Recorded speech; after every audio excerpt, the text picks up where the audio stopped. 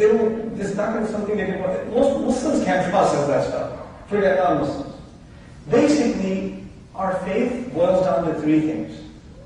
It boils down to three things. Divinity, the divine, right? So there's constantly, there are hints in the Quran that make you reflect and think about Allah Himself, His creative power, His wisdom, His mercy, His forgiveness, etc. The second thing is revelation. The second core concept is revelation. And revelation is a very difficult concept. What do I mean that it's a difficult concept? It's easy to believe in a God. That's not hard.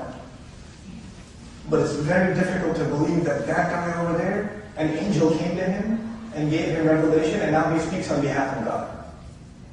Now for us it's easy because there are millions of Muslims. But when the Messenger ﷺ first comes and says when the revelation has come in, an angel comes to him and somebody says, which angel? What are you talking about? I don't see anything. No, you can't, it's from the unseen. You have to believe in the unseen. What's the most common response? You're crazy. Isn't that the response in the Quran? If somebody said that to you, what would you call them? I have revelation, an angel comes. Forget the fact that, imagine you lived 3,000 years ago, somebody came to you and said, an angel comes to me, and he gave me revelation, and since you're my neighbor, I feel my obligation to share with you first. You have to believe in what I'm saying, and you have to follow every word I say. Nothing I say is subject to question, because if you question me, it is the same as questioning God Himself. How believable is that? How easy is that for you to accept? You understand? Believing in divinity is easy. Believing in a messenger is difficult, for many reasons. One, because it takes a serious leap of faith, a bigger leap of faith than Allah. Because the belief in Allah is in the fitrah. The belief of Allah put in the fitrah. But the belief in the messenger, it comes only to those who respected that fitrah. Only to them it comes easy. Otherwise the skepticism comes. I can believe in a God, I don't know about this messenger business.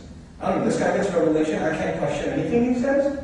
Everything is perfect, everything is divine from him. SubhanAllah. So this is the second core concept that Allah talks about in the Quran. We'll talk a little bit about the importance of it and then come to the third. The first one was what again? Divinity. The second one? Revelation. The idea of revelation, when it comes to a man and he delivers. This idea itself is very difficult for people to accept. The third core concept is an afterlife. This isn't the only thing there is to life. There's something more. This is why you should be worried about revelation. Why should I care? Okay, there's a messenger, there's no messenger. What's the big deal? What's the big deal? What's the harm if I don't really concern myself with this? It's just casual information that doesn't affect my life. It's just another useless piece of information like the back of a Snapple cap. Right? Useless data. What's the difference? What difference does it make? It makes a difference because whether you like it or not, you're headed towards this place, you have an appointment, and you can't avoid it, and that appointment is coming inevitably after your death. Right? So the three things, divinity, revelation, and afterlife. And they're connected to each other. They're all logically connected to each other. But here I want to share with you something about how Allah defends the integrity of revelation. Those who believe. At the time of the Messenger ﷺ, when they heard Quran, they came up with different theories of what this Quran really is. One of the most predominant theories was it's magic. That's one of the most predominant theories of disbelievers. This that Quran is magic. And they would call him sahir. Okay? Inna hada sahir kadhab. No, by them calling it magic and calling the messenger a magician, they've already accepted that it's not something normal. They've accepted that it's something paranormal. It can't be explained through common sense, and the only thing we can say is, we're not willing to say he's a messenger, so the only thing else we can come up with is magic. That tells you in and of itself that the Quran mystified them. They couldn't justify that a human being can come up with this through common sense. This is something magical. So magic is kind of between, disbelief and belief. It's the state in between. So they've already taken a leap by calling it magic. They called him sahir, they called him a magician, and they called him kadhab. They didn't call him katib, they called him kadhab. This is mubalaghah, sigatul mubalaghah. What this means is he's a relentless liar. He's a magician, and he's a relentless liar. Now, why would they call it? And by the way, this seems like an insult to the Messenger. Even this is a compliment. Because when they say relentless, what does that mean? What does the Messenger do? He's constantly making doubt. He doesn't stop. When you call somebody a liar, he'll go to somebody else and talk to them because every time you talk to them, what do they call you? A liar. Does that stop the Messenger? No. What does that teach you about da'wah? Nowadays you're talking to somebody about Islam, he gets a little heated. And he starts insulting you. Right? He says, forget you, I'll find a better customer. Right? Does the Messenger have better customers? Or is he dealing with the same exact people for a decade? Can you imagine? And on top of that, he's dealing with family. Have you dealt with family? How easy is it to talk to your cousin about Islam? Or your uncle? Hey uncle, let me tell you something about Ahmadis. Oh, you're going to tell me about Ahmadis? Let me tell you about your, right? That's what happens in family. Who is he talking to for 10 years?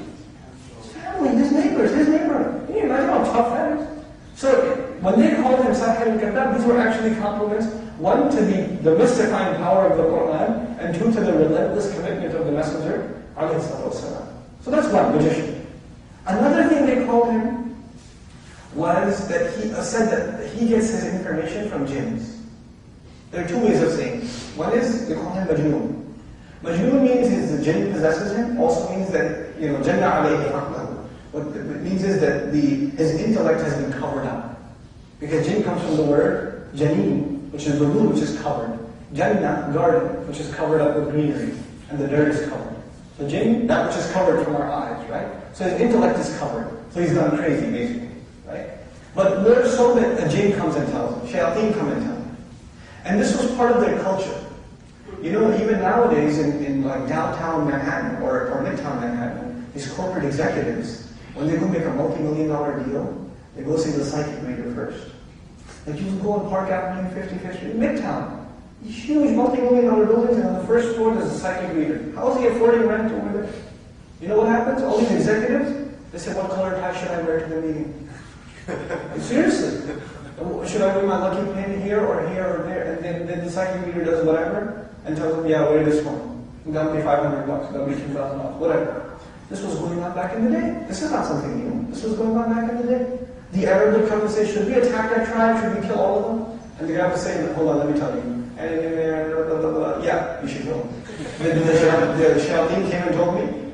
Because the stars, they came from the stars, they gave me the information, you should kill all of them. Or you should marry that woman. Or you should divorce her. Or whatever else. So they would come to the kahin, the mind reader, and the soothsayer. They would say that we get our information from where? The stars. So the Arabs, the mythology was the stars, the devils go there, get information, and come back and tell these soothsayers. And this is what Muhammad is doing to Ma'adullah, that what he has to say is just like what these soothsayers have to say. He's just getting information from the devils. That's all it is. Now Allah Azza wa Jalla swears, as we heard in Salah, I swear by the placement of the stars. Who placed the stars there? Who knows better about the stars? The one who's sitting in the desert looking at the stars, or the one who placed them there? So he says those stars themselves are witness that this is a Quran. This is a noble Quran. That comes from Fi Kitab al-Maknoon, in a hidden book. That's where it comes from. And just to tell you how Allah gives dignity to His revelation, how Allah protects His revelation, the way He speaks about it is so amazing. Just to give you some parallels, so you appreciate how Allah gives, those who believed along the Messenger of Islam, how they understood that this word is something profound. On the one hand, you have the Messenger talking to the leaders of Quraysh, who are arrogant. And when you talk to someone, like, a guy is trying to buy a car, and all these salespeople in the parking lot, in the dealership, they all kind of hound around him, can I help you, can I help you, can I help you? Right? They're trying to sell him something. Sometimes it feels like that is trying to sell someone something. Right? And when you're trying to sell someone something, we're trying to convince someone of something, then who's got the upper hand, the seller or the customer? The customer's got the upper hand. So when the messenger would give da'wah to the leaders of Quraysh, what did the Quraysh leaders feel? They felt they have the upper hand. Sounds interesting, but you got this blind guy over here, you got these other people here, get rid of them, then maybe we'll listen. They felt like they were in a position to negotiate, right? They were in a position to give back and forth, work with me a little. That's what Allah says Himself. They really want that you give and take a little. Barter with them, trade with them. When Allah spoke about this matter, He said, no. This is not something for negotiation. This is not something low. كَلَّا إِنَّهَا تَذْكِرَةٌ فَمَنْ شَاءَ ذَكَرَ فِي صُحُفٍ مُكَرَّمَةٍ مَرْفُوعَةٍ مُطَهَّرَةٍ بِأَيْدِي سَفَرَةٍ كِرَامٍ بَرَرَةٍ. This word is way up there in the possession of the most noble of the angels. It's very elevated. You should be honored that you got a chance to hear this word. Instead of you coming here and negotiating, you should know how high this word is. There's no room for negotiation. need to sell it to you. You need it. This word doesn't need you. It's too high above. It's far above from you. So in the surah, Allah illustrates how high the revelation is and how the low people are. So don't ever think that we're in need to sell. Right? This revelation is too high. Whoever comes to it has only benefited himself, and whoever doesn't has lost on a huge treasure. They were actually honored by even having heard the Quran, because it comes from such a high place. And only the closest to Allah are in company of it. Right? So now this is the place of revelation. But it doesn't just stay there, it comes down, doesn't it?